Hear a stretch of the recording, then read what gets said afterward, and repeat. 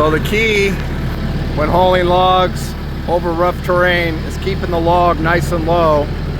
That way, if your tractor starts to tip, you can just dump the load down to the ground and save your ass. Little tractor tip for the day. Coming over to my wood cutting area where I'm cutting logs. And then we got this big wood shed over here. I put all the wood in.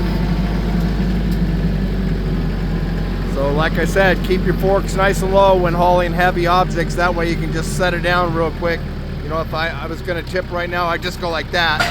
And then I would save my ass. Tip of the day. Falling some trees today, brother. Here's my TYM 474. Here's my ballast box. I mounted ammo cams on here to haul all my stuff, my chainsaw, fuel, oil, and then a ammo can to hold tools in, choker to drag trees out with. And you can see I got a hydraulic protector on the side here to protect my hydraulics. And then I just fell this tree right here. I cut it up into a manageable piece. It goes out there.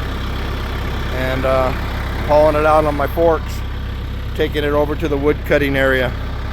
Just giving you a little view of my thing. Later, brother. So when you got a log that's on the ground and up in the air and your chainsaw, you're going to get wedged. If you start cutting, you're going to wedge your bar in. So always put a wedge in there to help keep it from getting stuck. I'm trying to do this with one hand.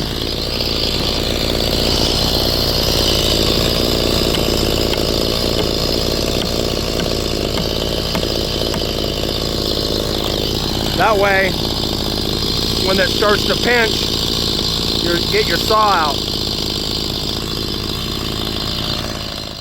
This saw is my clone.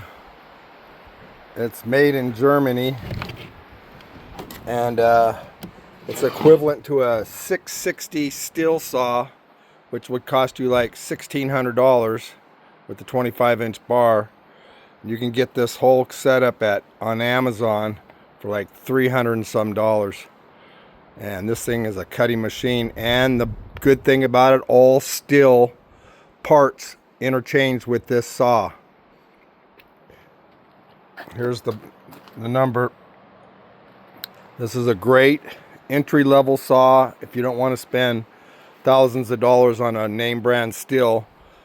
You can interchange the carburetors, the mufflers, the air filters, the pull start.